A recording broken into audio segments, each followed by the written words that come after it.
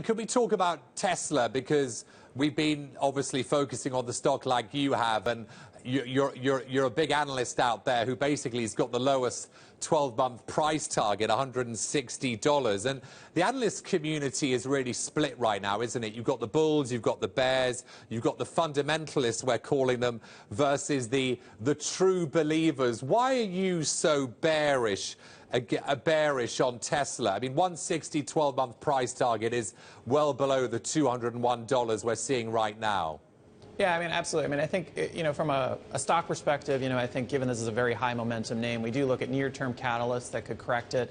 I think clearly, if we look at the second half of the year, profits are going to be a big focus. And we got a lot of hype with the Model 3 orders in the beginning. Now we're going to see some payback with, fundamentals coming in. We saw a weak Q2. I think margins are definitely going to be under pressure. And we saw the Model 60 S and X version are lower priced. So we're actually going to see margin pressure just simply from that. It also shows there might be some weakening demand for those models. So I think that's definitely a near-term headwind. You also now have, with the recent filings, that there might be more capital raised, and people are very worried about cash flow, which is definitely going to be a concern because cash burn is going to massively accelerate in the second half of the year as CapEx ramps. And I think longer term, we're worried about, how profitable is the Model 3 going to be? Battery costs are very high, and are they going to be able to get them down enough so that that could be done profitably? I think there's a lot of hype that was built into stationary storage, and nothing has really come of that so far. I think that also could be a big disappointment for investors down the road.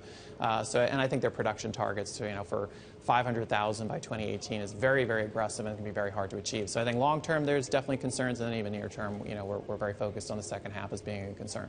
It's such a fascinating story because, you're a sell, but you're one of only 5 analysts. There's 7 holds and 7 buys as well. So clearly, people believe there's something to this company. You're in the minority.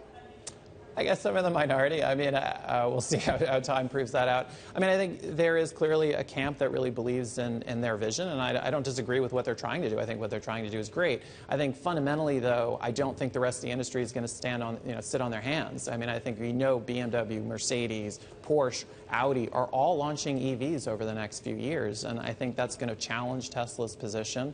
And I think the economics are still very, very challenging. I think people are not looking into the details of the economics. So, that's part of our sell view.